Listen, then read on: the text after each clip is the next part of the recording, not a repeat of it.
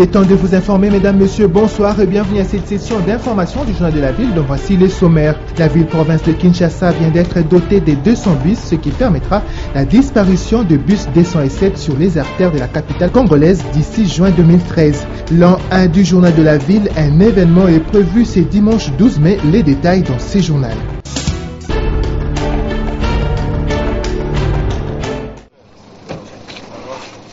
Touché par les incidents survenus le 3 mai aux abords des avenues Sendoué et Akula dans la commune de Kalamou, les chefs du gouvernement congolais, accompagnés d'une forte délégation gouvernementale, ainsi que les gouverneurs de la ville-province de Kinshasa, André Kimbuta Yango, ont effectué une descente à Massina Siforko, lieu où sont entreposés les bus qui devront être mis en circulation dans les tout prochains jours, selon l'agenda du gouvernement. Le 30 juin, on pourra mettre en circulation tous les lots de 200 bus.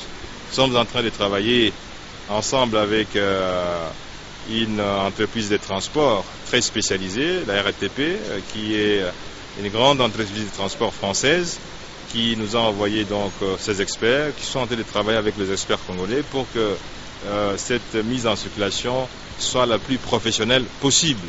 Nous commençons avec 200 bus, mais vous le savez, avant la fin de l'année, nous devrions avoir une capacité de 500 bus, ce qui est suffisant pour permettre de résoudre significativement le problème des transports.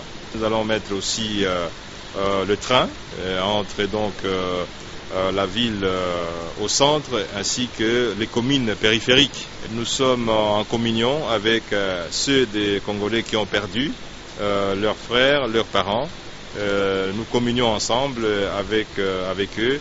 Et nous pensons que la meilleure façon de résoudre ces problèmes, c'est effectivement de mettre en circulation des bus, des capacités techniques acceptables, mais aussi des sécurités suffisantes. Le gouverneur qui est le patron de la ville, il a dit qu'une fois que les nouveaux bus seront mis en circulation, il y a la possibilité d'envisager un retrait progressif des 207. Qu'en est-il des anciennes sociétés de transport? Augustin Matata Pogno précise. Les anciennes sociétés ont démontré leurs limites parce que toutes ces sociétés sont quasiment en faillite. Les modes de gestion n'étaient pas conformes aux standards internationaux.